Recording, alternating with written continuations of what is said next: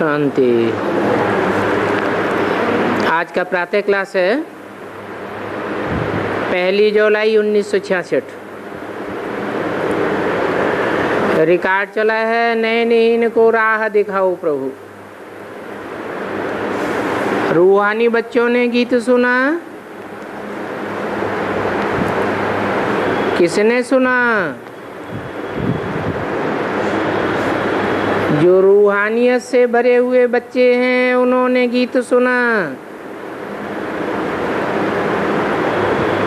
जो नयनहीन हैं, अंधे हैं,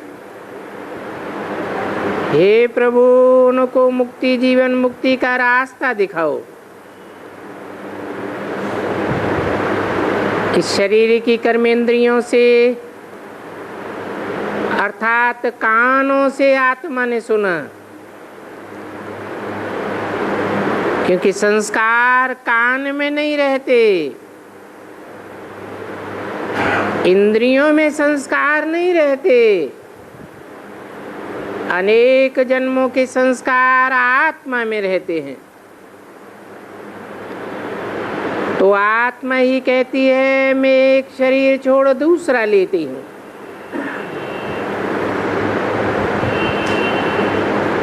एक शरीर बाड़े का होता है तो दूसरा शरीर मोची का होता है।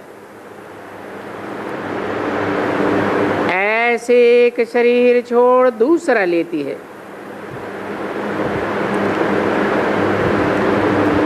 मनुष्यों को आत्मा का पता न होने के कारण देह अभिमान होता है कि मैं यह राजा बनता हूँ, मैं वो बैरिस्टर हूँ, मैं फलाना हूँ। अभी तुम बच्चे तो देही अभिमानी बने हो, तो बाप बच्चों को समझाते हैं। कौन से बच्चों को समझाते हैं? जो आत्माभिमानी हैं उनको समझाते हैं।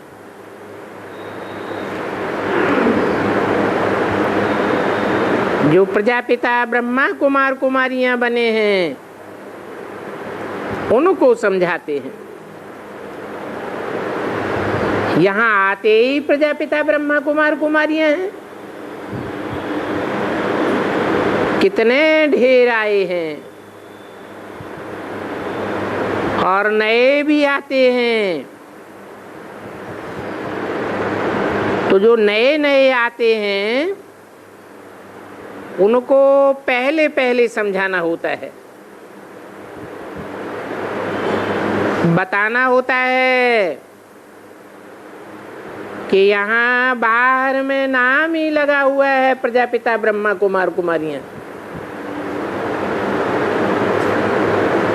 तो ब्रह्मा को कहा जाता है प्रजापिता और निराकार परमपिता परमात्मा शिव है। वो आत्माओं का पिता है और प्रजापिता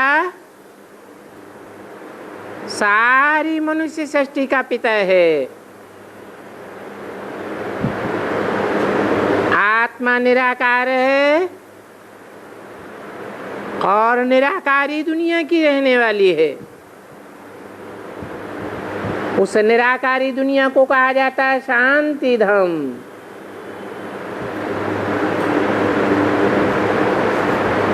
क्यों कहा जाता है निराकारी दुनिया को शांति धाम?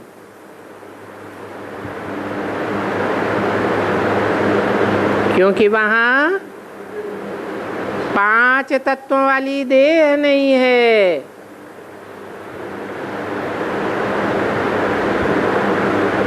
ये देह अभिमानी दुनिया में अशांति होती है।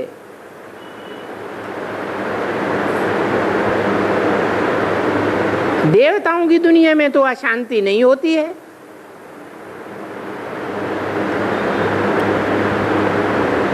वहां 5 तत्वों की दुनिया नहीं है क्या? दुनिया तो है 5 तत्वों वाली ही है, परंतु वहां आत्माएं सब आत्माभिमानी होती है। देवताएं होते ही हैं आत्माभिमानी, इसलिए वहां शांति भी है तो सुख भी है।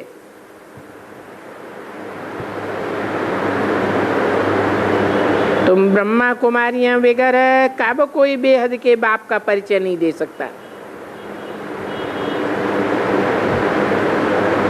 एक है बेहद का बाप, आत्माओं का बाप,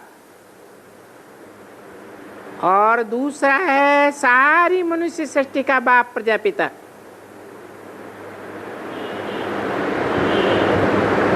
तो दोनों के लिए गाया भी जाता है परमपिता परमात्मा।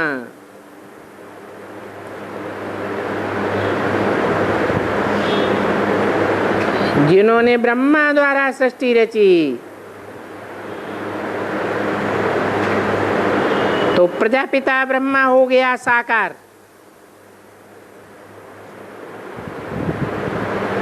तो ये सृष्टि किसने रची? क्या साकार ने रची? साकार सृष्टि रचेगा तो देह अभिमानी सृष्टि रचेगा या आत्माभिमानी सृष्टि रचेगा?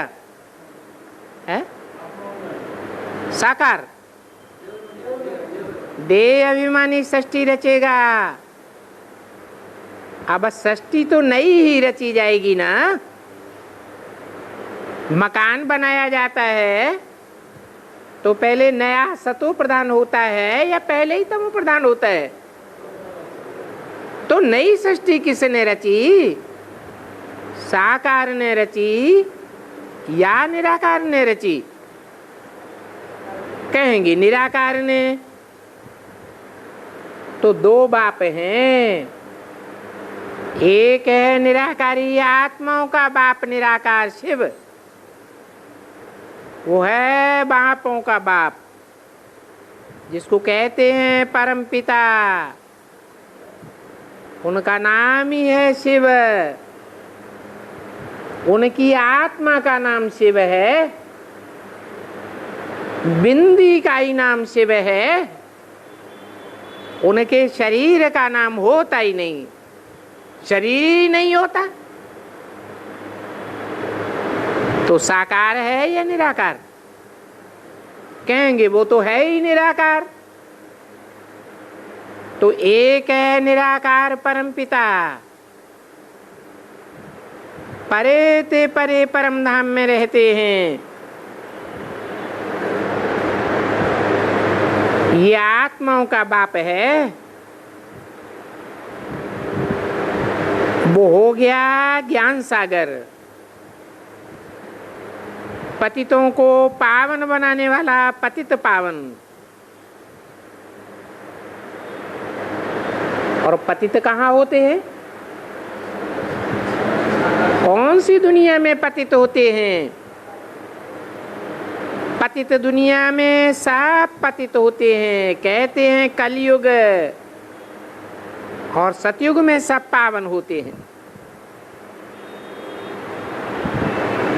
सतयुग है ही पावन स्वर्ग। जिन्हों के ये चित्र मिलते हैं, अभी है कलयुग का अंत, फिर सतयुग होगा। ये बात बुद्धि में बैठना सहज है। भारत स्वर्ग था, भारत में रहने वाले स्वर्गवासी थे। अब वो ही जो स्वर्गवासी थे 84 जन्मों के बाद अब नरकवासी बने हैं। तो बाबा ये स्वर्ग से नरक, नरक से स्वर्ग बनने की कहानी सुनाते हैं। तो निराकार शिव हुआ आत्माओं का बाप, और प्रजापिता ब्रह्मा हुआ सर्व मनुष्य मात्र का बाप। बोर्ड भी लगा हुआ है प्रजापिता ब्रह्मा कुमार कुमारी।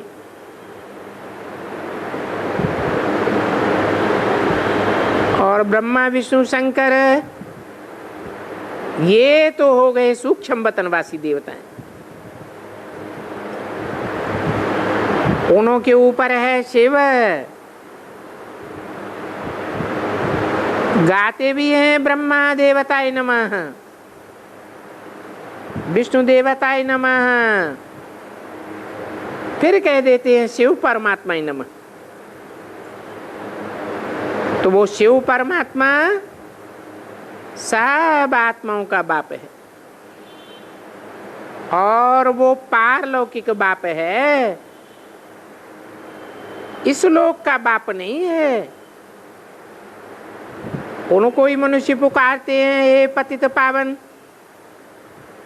हे परमपिता परमात्मा, हे दुख हरता, हे सुख करता, आ करके दुख से लिबरेट करो। तो आते हैं, दुख से लिबरेट करते हैं और सुख की दुनिया में ले जाते हैं।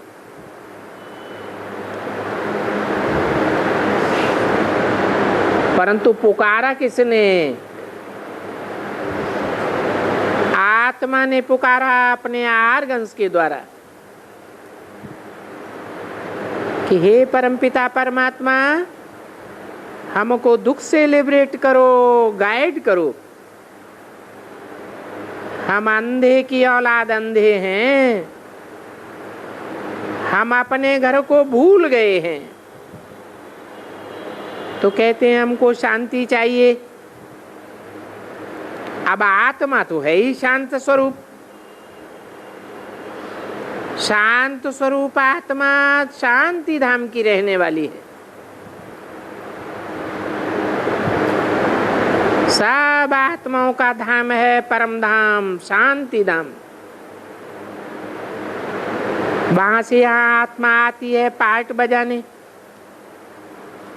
और पार्ट बजाने के सब प्रकार के संस्कार आत्मा में ही रहते हैं। बाकी 84 लाख योनियां कहना रंग है। तो पहले पहले ये समझाना है कि ये ब्रह्मा कुमारी संस्था है। तो इससे सिद्ध हो जाता है इनका साकार बाप प्रजापिता ब्रह्मा और आत्माओं का बाप हुआ शिव। ये ब्रह्मा विष्णु शंकर भी उनके बच्चे हैं। गाया भी जाता है शिव ब्रह्मा द्वारा मनुष्य सृष्टि रचते हैं। इसे साबित होता है कि विष्णु व शंकर द्वारा नहीं रचते। न शंकर को न विष्णु को प्रजापिता कहा जाता है। प्रजापिता ब्रह्मा के तो ढेर बच्चे हैं, देखते भी हो बहुत सेंटर्स हैं। और यहाँ आते ही हैं ब्रह्मा कुमार कुमारियां। तो बताओ ये ब्रह्मा किसका बच्चा हुआ? गाया भी जाता है सबका बाप एक शिव है और हर एक को 2 बाप होते हैं। एक लौकिक बाप और दूसरा पारलौकिक बाप। दुख के टाइम पारलौकिक बाप को ही याद करते हैं। तब कहते हैं पतित पावन आओ। हम आत्माएं जो पतित बन गई हैं उनको आ करके पावन बनाओ। तो आना पड़े ना, किस बात के लिए आना पड़े? पतितों को पावन बनाने के लिए आना पड़े। ऐसे नहीं बुलाते हैं कि आ करके ज्ञान सुनाओ, ज्ञान सुना के चले जाओ। नहीं, किस लिए बुलाते हैं? पतितों को पावन बनाने के लिए बुलाते हैं। बाप समझाते हैं तुम पतित बन गए हो, जरूर कब तुम पावन थे। जो कहते हो ये पतित पावन बाप आओ, क्योंकि बाप ने कोई पतित दुनिया नहीं रची। बाप तो आते हैं भारत को स्वर्ग बनाने के लिए। जब आते हैं तो सौगात लेकर के आते हैं। वो है ही सर्व का सदगति दाता। मनुष्य तो मनुष्य की सदगति नहीं कर सकते। क्यों नहीं कर सकते?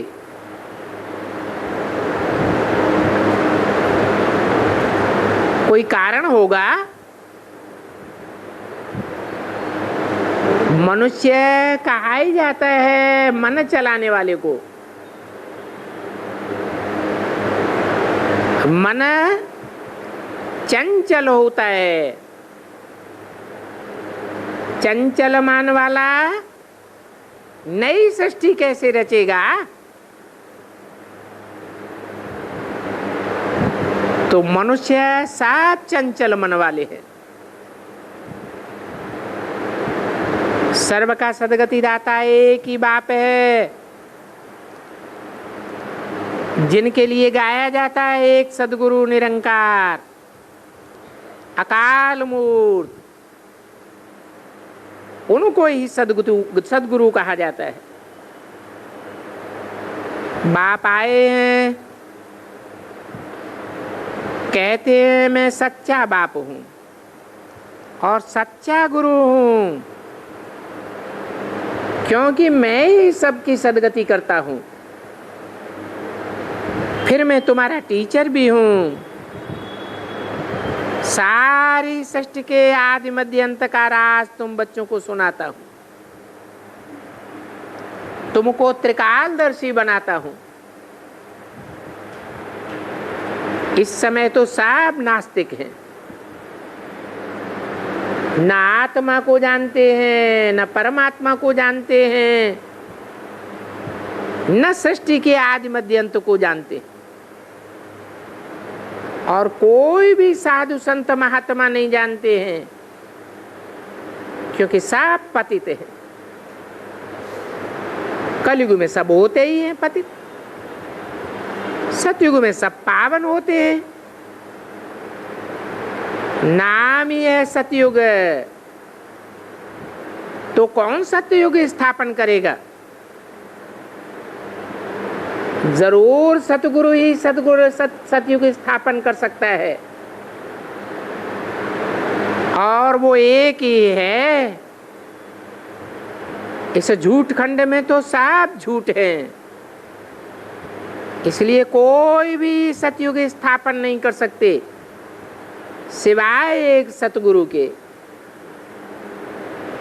स्वर्ग में मनुष्य भी थोड़े लाखों के अंदाज में होते हैं। अभी तो इस दुनिया में करोड़ों की तादाद में मनुष्य हैं। सतयुग में तो बिल्कुल थोड़े मनुष्य थे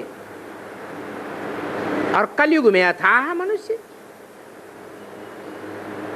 तो बाप जब आए नई दुनिया बनाते हैं, तो बताओ ये सब आत्माएं कहाँ चली जाती हैं?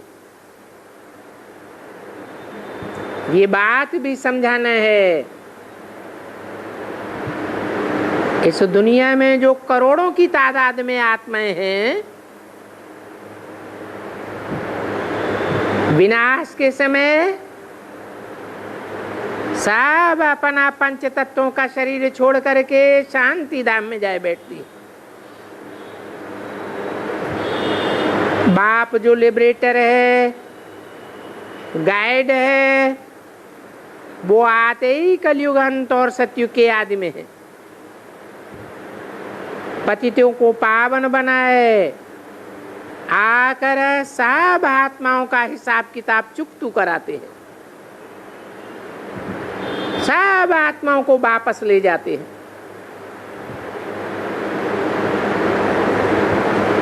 अब बताते हैं कि सामने मौत खड़ा है, विनाश सामने खड़ा हुआ है। तुम बच्चे तो अभी बाप से बेहद का वर्षा लेने के लिए प्रजापिता ब्रह्मा की संतान बने हो। परमपिता परमात्मा शिव से बेहद का वर्षा लेने के लिए प्रजापिता ब्रह्मा के संतान बने हो ना।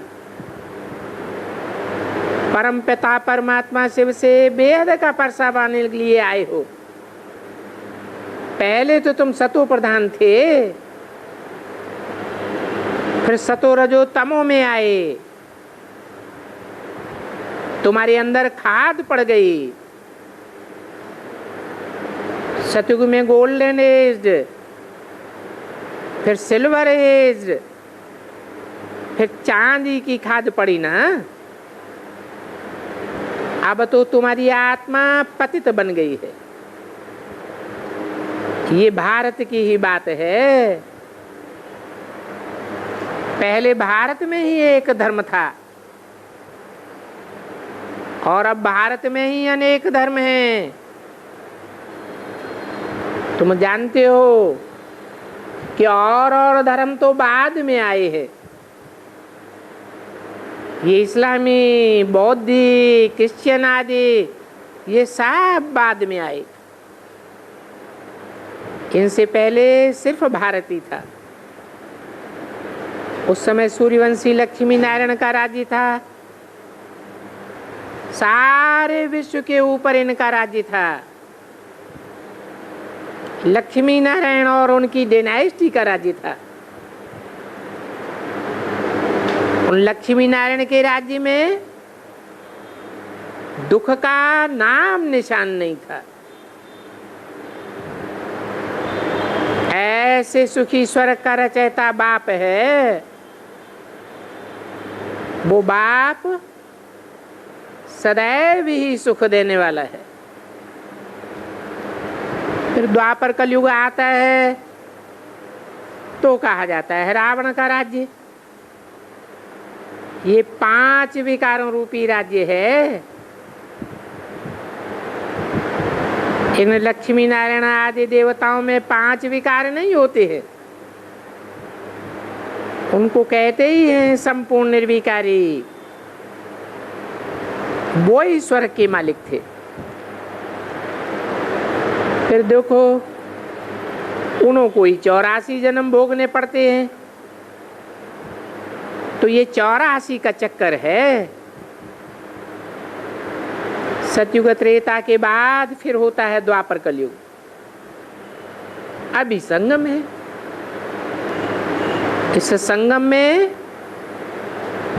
सबके सामने मौत खड़ा हुआ है। ये वही महाभारी महाभारत लड़ाई है जो आज से 5000 वर्ष पहले लगी थी,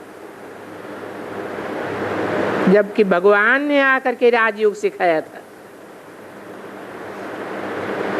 ये बात महाभारत में भी लिखी हुई है कि 5000 वर्ष पहले ये महाभारी महाभारत युद्ध हुआ। परंतु युग का फेर हो गया है। द्वापर के अंत में महाभारत युद्ध दिखाई दिया है। कहते हैं ये युद्ध भगवान ने कराया। अब युद्ध अगर भगवान ने द्वापर के अंत में कराया तो क्या पापी कलयुग की स्थापना कर दी? ये तो हो नहीं सकता। भगवान बाप आए और पाप के युग की स्थापना करके चला जाए तो भगवान को कौन याद करेगा? अभी तुम ब्रह्मा कुमारियां राजयोग सीख रही हो, फिर तुम स्वर्ग में महाराजा महारानी बनेंगी। तो इससे साबित होता है कि ये कोई कॉमन सत्संग नहीं है, ये सत्संग सारी दुनिया को चेंज करने वाला है। यहाँ बाप आते हैं रूहानी पढ़ाई पढ़ाने के लिए, और यहाँ सब प्रजापिता ब्रह्मा कुमार कुमारियां हैं। ये भी जानते हो कि प्रजापिता तो साधारण है, उसके तुम बच्चे बने हो। जिसको तुम बाबा बाबा कहते रहते हो, तो बताओ ये ब्रह्मा किसका बच्चा है? कहेंगे शिव बाबा का बच्चा है। शिव बाबा किसे कहा जाता है? शिव बाबा कहा जाता है निराकार और साकार के मेल को। निराकार है शिव और साकार है प्रजापिता, दोनों का मेल होता है तो कहा जाता है शिव बाबा। अब तुम्हारी बुद्धि में बैठ गया होगा ये ब्रह्मा किसका बच्चा है। तुम वर्षा लेने आए हो शिव बाबा से कि ब्रह्मा से? ब्रह्मा का अर्थ यह है बड़ी माँ, माँ से तो कोई वर्षा नहीं मिलता। बाप आते ही हैं पुरानी दुनिया विनाश करके नई दुनिया रचने, तो वो है नई दुनिया स्वर्ग का रचयिता। पतित दुनिया को पावन बनाने वाला है। पतित कहा जाता है नरकवासी को। तुमको बाप कहते हैं, अब गृहस्थ व्यवहार में रहते पवित्र रहना है, अर्थात सन्यासियों में सल गृहस्थी को छोड़ के नहीं जाना है। वो तो गृहस्थी को छोड़ के जंगल में भाग जाते हैं। कहते हैं ये मृत्युलोक है।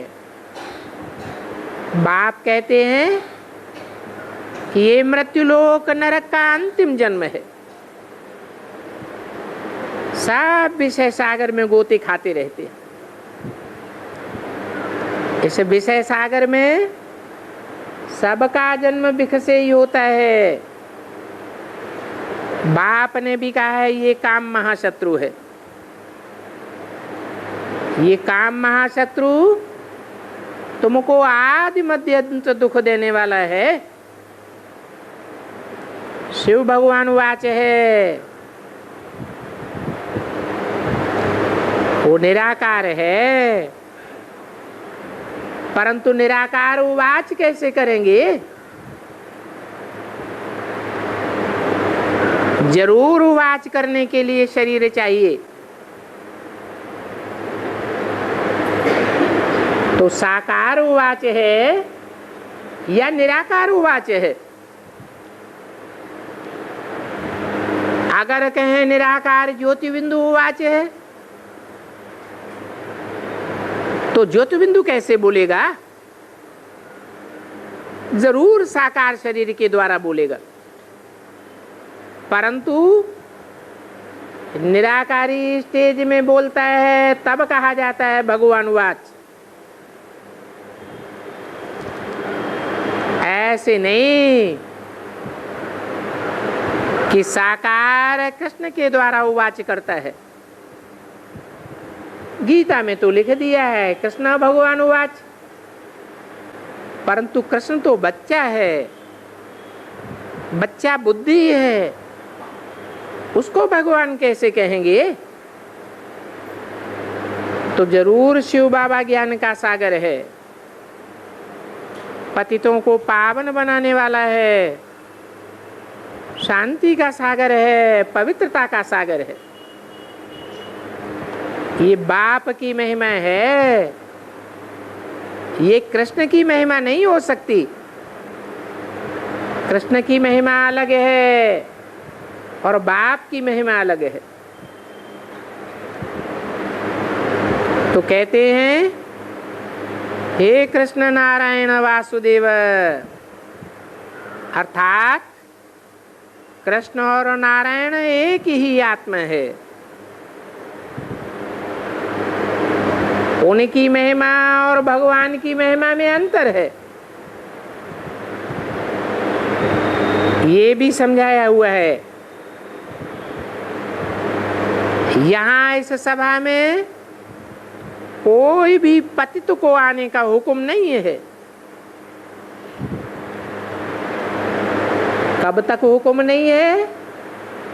जब तक पवित्रता को पक्का पक्का पालन करने की प्रतिज्ञा नहीं की है। कहे बाबा हम पवित्र जरूर बनेंगे। पहले हम पुकारते थे पतित पावन बाबा आओ, सो आप आए हो, हमको प्रजापिता ब्रह्मा द्वारा पावन बनाए रहे हो। अब हम पावन बन करके पवित्र दुनिया स्वर्ग का वर्षा अवश्य लेंगे। तो पहले पहले तो ये पूछना चाहिए कि तुम यहाँ आकर के ब्रह्मा कुमार कुमारियां क्यों कहलाते हो? सन shows फादर, फादर shows सन। तो बाप बच्चों को समझाते हैं, बच्चे फिर औरों को समझावें। तुम बच्चे ब्रह्मा कुमार कुमारियां बने हो, तो बाप आत्माओं को समझाते। समझाने वाला बाप है, वो आत्माओं का बाप है। समझाते हैं ब्रह्मा द्वारा। सब आत्माएं ब्रदर्स हैं, परंतु बच्चे किसके हैं? कहेंगे शिव बाबा के बच्चे हैं। तो शिव बाबा के बच्चे हैं तो आत्मा आत्मा भाई भाई है। फिर ब्रह्मा के बच्चे हैं तो ब्रह्मा कुमार कुमारियां ब्रदर्स और सिस्टर्स हैं। वो ठहरे प्रजापिता ब्रह्मा की संतान। इस समय तुम जानते हो कि हम आत्माएं शिव बाबा के बच्चे सब ब्रदर्स हैं। ये भी जानते हो कि ब्रदर्स को वर्षा बाप से मिलता है, भाई से भाई को वर्षा नहीं मिलता है। गाया भी जाता है सर्व का सदगति दाता है एक बाप। तो साबित हो जाता है कि बाकी सब दुर्गति में है। बड़े से बड़े महात्माएं, बड़े से बड़े साधु संत, प्रजापिता से लेकर के A to Z सब पतित हैं, सब दुर्गति में। ये ऋषि मुनि साधु संत सब पतित हैं। एक ही पतित पावन बाप है जो सबको पावन बनाने वाला है। तो बाप आके समझाते हैं, वो लोग गाते हैं पतित पावनी गंगा। अब गंगा कैसे पतित पावनी हो सकती? एक 766 की वाणी का 3रा पेज कहते हैं गंगा त्रिवेणी है। अगर गंगा ही पतित पावनी है तो फिर गाते क्यों हो पतित पावन सर्व का सदगति दाता? अब सदगति दाता एक है या गंगा भी है? अगर गंगा है तो साधु लोग पतित पावन तो नहीं ठहरे। ये गुरु लोग भी जिज्ञासुओं को लेकर के स्नान करने जाते हैं। स्नान करते हैं ना, तो इससे सिद्ध होता है कि गुरु लोग पतित पावन सदगति दाता नहीं है, क्योंकि वो खुद गंगा में स्नान करते हैं। परंतु पत्थर बुद्धि होने के कारण समझ नहीं सकते। जबकि पतित पावनी गंगा है तो वहां आप ही जाए स्नान करें। गुरुओं के साथ जाए स्नान करना तो फालतू हो गया। कोई भी जाए करके स्नान करे और पावन हो जावे। अब और ऐसे भी नहीं है कि खास दिन पर गंगा पतित पावनी होती है। नहीं, गंगा में तो बहुत स्नान करती है। बड़े बड़े मेले लगते हैं, परंतु बेचारे मनुष्यों को तो कुछ भी पता नहीं है। पतित पावन है ही एक बाप।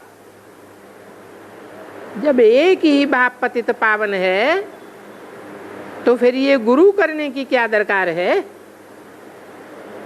ये गुरु साथ तो नहीं ले जा सकते। गुरु चले जाते हैं, चेले यहीं रह जाते। फॉलोअर्स को छोड़ खुद मर जाते हैं। तो बाप समझाते हैं अब बीती सो बीती। वो सब भक्ति का दुर्गति मार्ग है जिसमें गाते भी हैं पतित पावन आओ, आकर के राम राज्य स्थापन करो। परंतु राम राज्य किसको कहा जाता है ये भी किसी को पता नहीं। जब कहा ही जाता है राम का राज्य तो जरूर राम ने ही स्थापन किया होगा। परंतु ये नहीं जानते वो राम निराकार था या साकार था। सतयुग में देवताएं साकार होते हैं, त्रेता में देवताएं साकार होते हैं या निराकार होते हैं। सतयुग में तो जरूर साकार देवताएं होते। देवताएं साकार 5 तत्वों से बने हुए शरीर को साकार कहा जाता है। तो 5 तत्व नीचे गिरने वाले हैं या ऊपर चढ़ने वाले हैं, तमो प्रधान बनते जाते हैं या सतो प्रधानता की ओर जाते हैं। 5 तत्व तो जरूर नीचे गिरने वाले हैं। चाहे देवताओं का शरीर हो, चाहे क्षत्रियों का शरीर हो, शरीर भी नीचे गिरते हैं। आत्माएं भी शरीर के संग में आकर नीचे गिरती है। एक बाप ही है जो सबको नीचे से ऊंची स्टेज में ले जाने वाला है। परंतु इस समय मनुष्य सब अंधे की औलाद, अंधे बुद्धिहीन है, क्योंकि उस निराकार बाप राम को ही नहीं जानते। कौन सा निराकार बाप?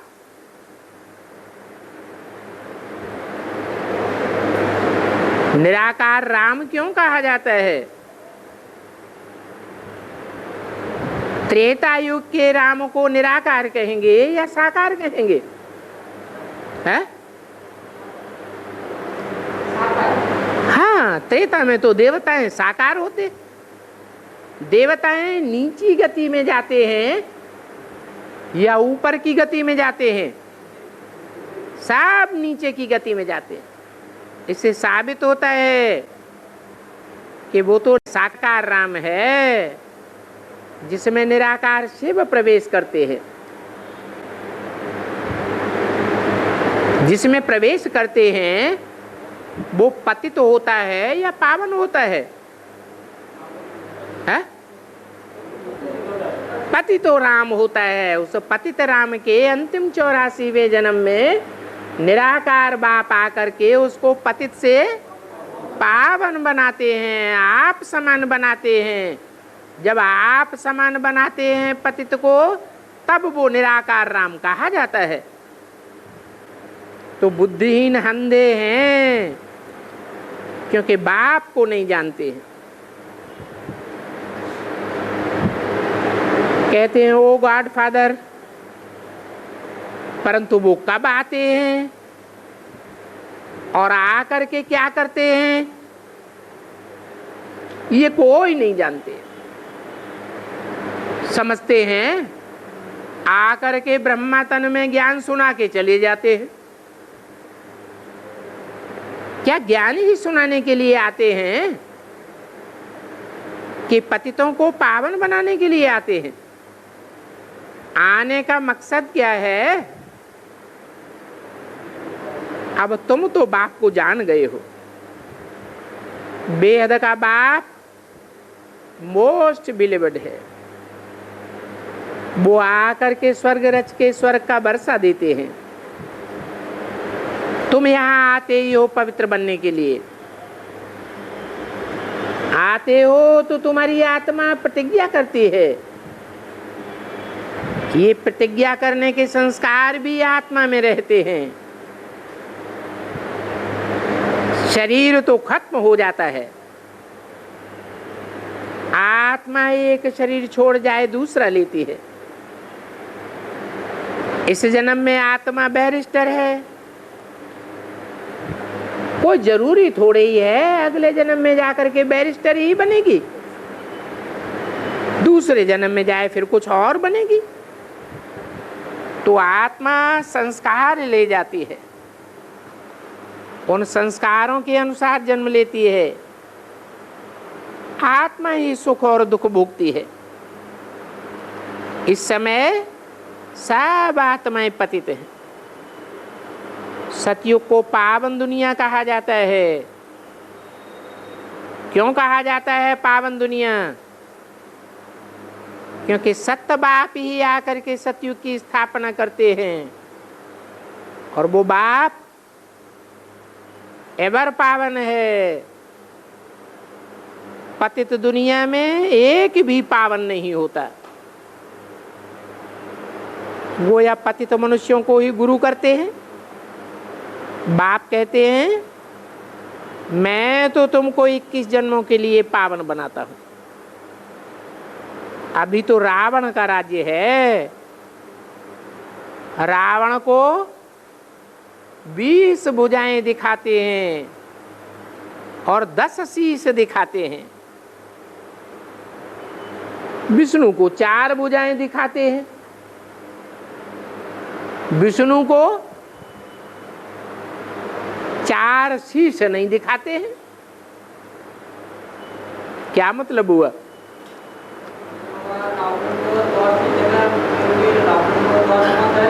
रावण की अनेक मतें हैं और विष्णु की एक मत है।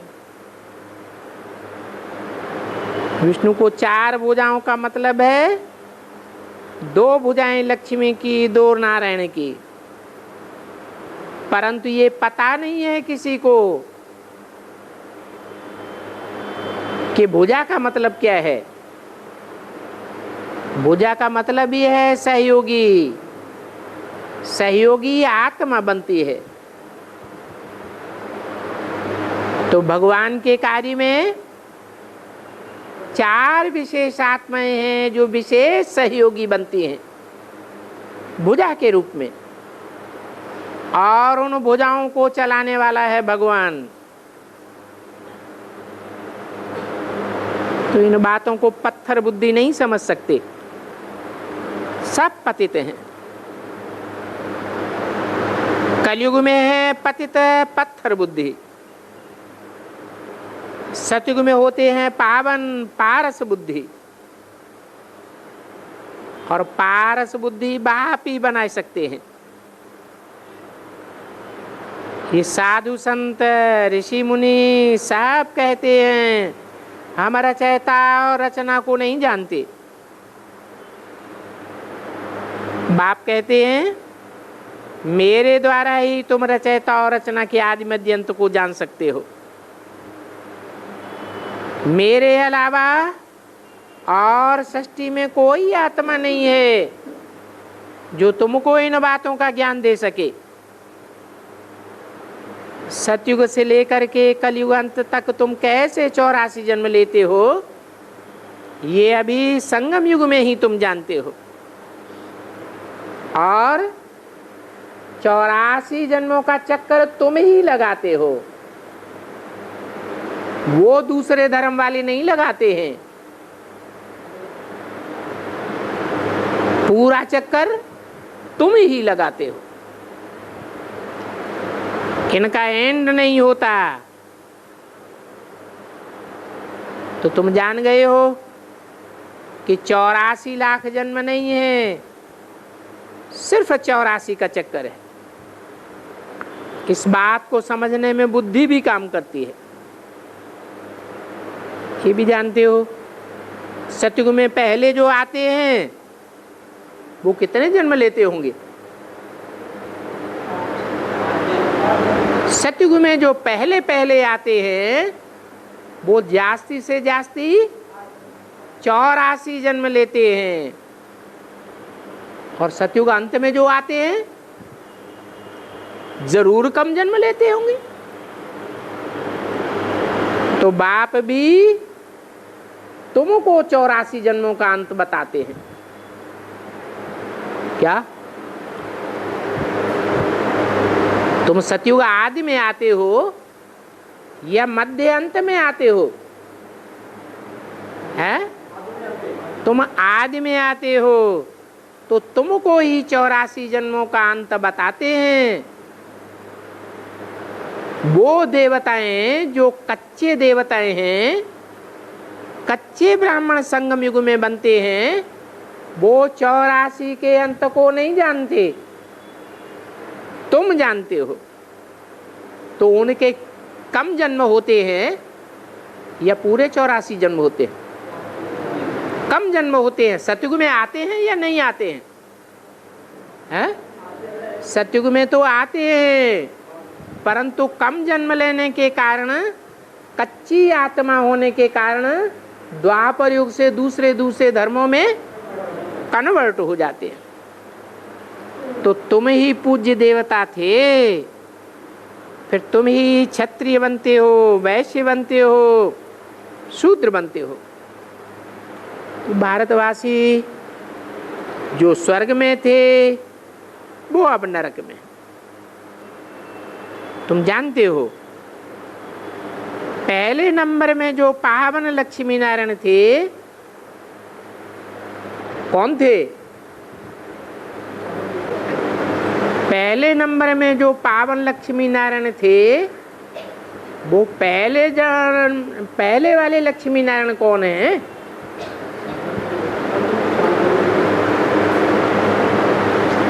जो पहले नंबर में पतित बनते हैं, प्रजापिता ब्रह्मा। कहेंगे पहले नंबर में पतित प्रजापिता ब्रह्मा, सो पहले नंबर में पावन बनते हैं। बाप कहते हैं मैं इनमें आता हूं, किनमें? जो पहले नंबर में पावन और पहले नंबर में पतित बनते हैं। सृष्टि का आदि कहेंगे सतयुग को। सतयुग में पहले नंबर में पावन कौन थे? जिनके लिए गाते हैं हे कृष्ण नारायण वासुदेव, वो पहले नंबर में सतयुग में पावन थे। फिर उनको भी जन्म देने वाले कोई होंगे या नहीं होंगे? उनको भी कहेंगे पहले नंबर में प्लस में आते हैं। तो ये ब्रह्मा सरस्वती हैं जिनको जगदम्बा जगत पिता कहा जाता है। ये ब्रह्मा कुमार कुमारियां हैं। कौन? जगदम्बा और जगत पिता। इनको वर्षा कहाँ से मिलता है? भगवान से मिलता है। वो भगवान है स्वर्ग का रचयिता, उससे तुम वर्षा ले रहे हो। इसको कहा जाता है डाढ़े का वर्षा बाप द्वारा। शिव बाबा से तुम वर्षा लेते हो स्वर्ग की बादशाही का। गाया भी जाता है परमपिता परमात्मा ब्रह्मा द्वारा आदि सनातन सतयुगी देवी देवता धर्म स्थापन करते हैं।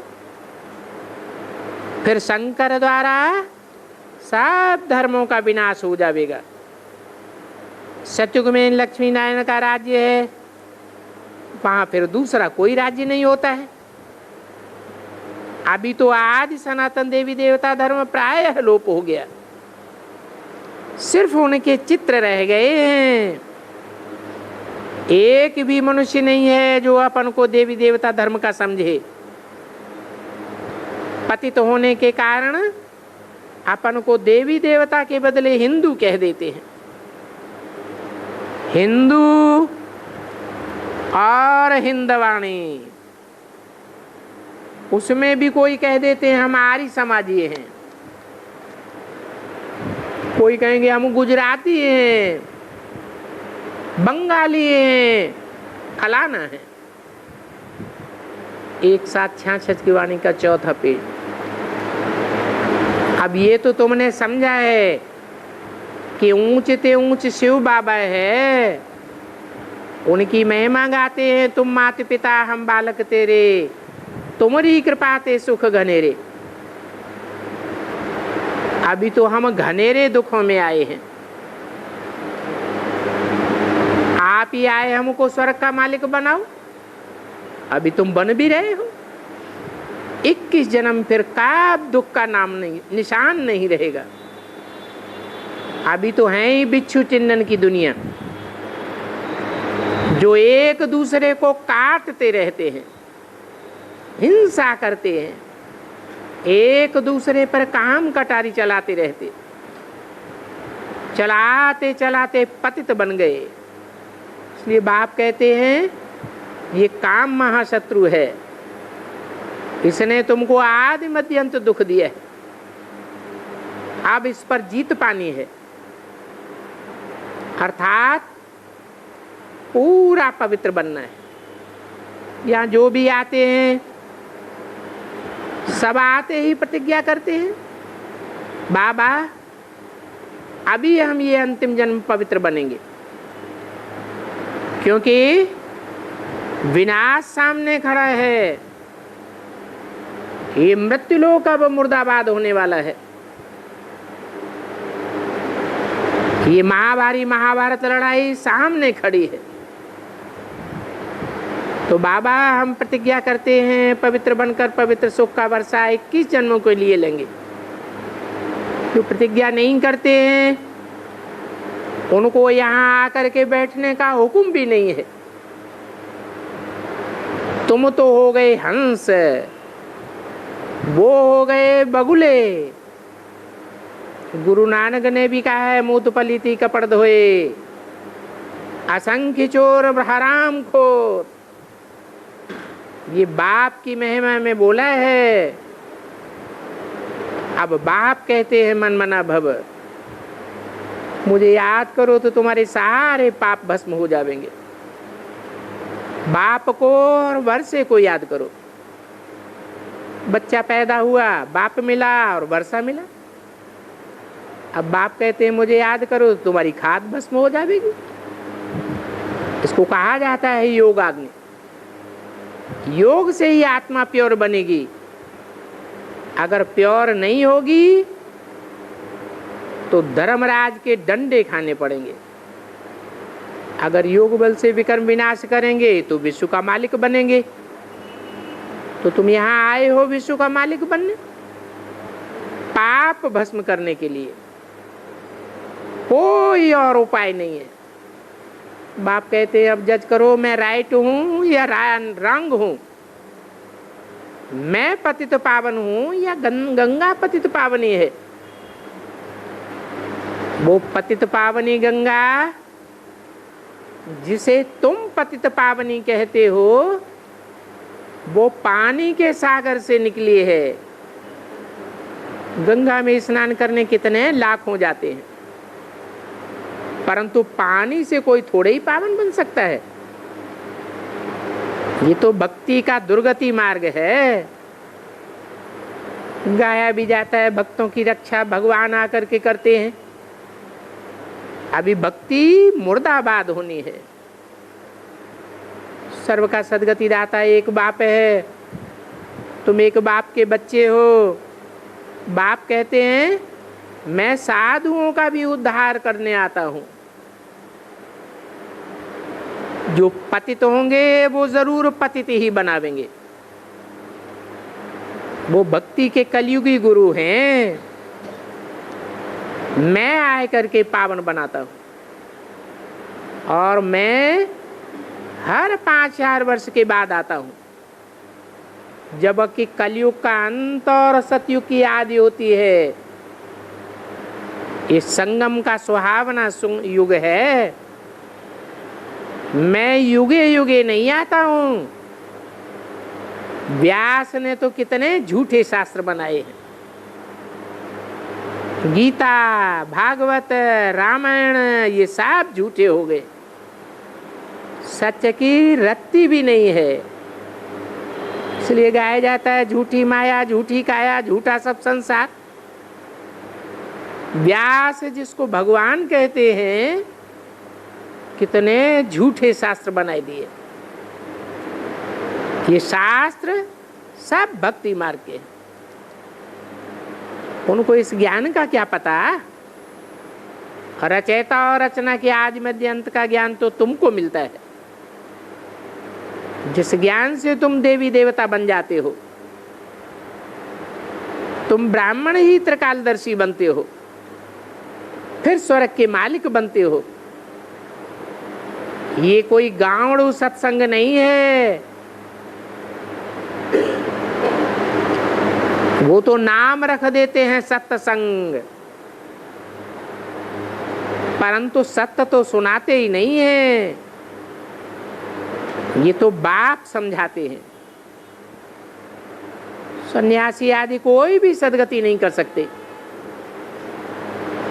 जानते हो सतयुग में होती है 16 कलाएं सम,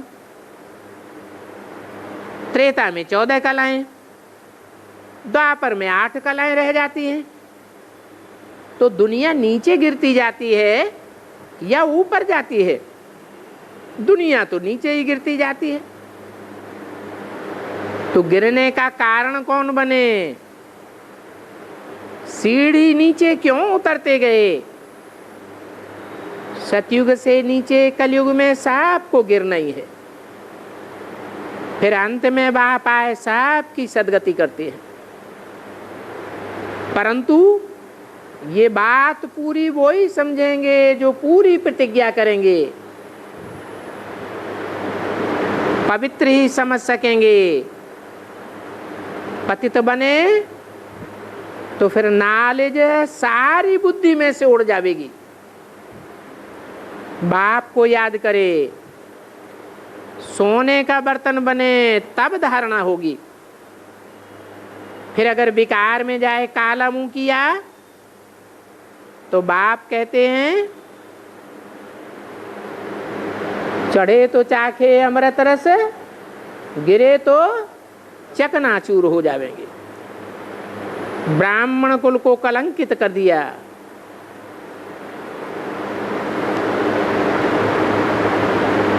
फिर अगर यहाँ आए तो मुंह भी नहीं दिखाना चाहिए। विकार में जाने वाला, काला मुंह करने वाला यहाँ बैठ नहीं सकता। उनको फिर बड़ी कड़ी सजा मिल जाती है। 12 मास 1.5 वर्ष कम से कम पवित्र रहे, तब यहाँ आ सकते हैं। गुरु लोग तो ऐसे ही कह देते हैं। खुद सन्यासी, उनके फॉलोअर्स गृहस्थी टट्टू बन जाते हैं। फिर वो अपने को फॉलोअर क्यों कहते हैं? ये तो झूठ बात हो गई। बाप कहते हैं मैं एक ही सदगुरु हूं जो तुमको सदगति देता हूं। बाकी तो भक्ति मार्ग में जो भी गुरु हैं दुर्गति में ले जाते हैं। अभी तुमको सदगुरु मिला है, तो इन कलयुगी गुरुओं को छोड़ दो। इन कलयुगी गुरुओं का उद्धार अब तुमको करना है। ये तुम्हारी है हंस मंडली। ये मूत पीने वाले, ये विकारी इकट्ठे रह नहीं सकेंगे। जो विकारी बनते रहते हैं वो जरूर आपस में लड़ेंगे झगड़ेंगे। इसलिए यहाँ कोई भी विकारी को अलाउ नहीं किया जाता है। अच्छा, माता पिता बाप दादा का याद प्यार, गुड मॉर्निंग, ओम शांति।